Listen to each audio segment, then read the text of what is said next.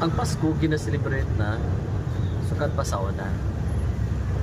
O gani gisundog ni sa mga Romano na mga pagano, gas-celebrate sila sa around mga 3rd century or 2nd century ba to. Aron lang yun nga maundang ang pag-celebrate sa Pasko o Christmas aron mawagtang ang pagdaghan sa Kristohanong pagtuo. Apan pakyas na sila. O gani ginagamit na po na ron sa mga dili Katoliko aron pag guba sa pagtulunan nga Katoliko na dunay gitay ato gina-celebrate ang kapistahan sa pagkaanak ni Kristo o ang Christmas to the Christ Christ o si Kristo. Mass means born, ang pagkaanak ni Kristo.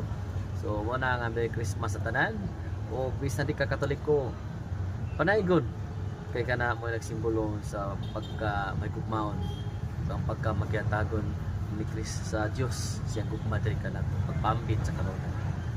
So Prodeo et Ecclesia.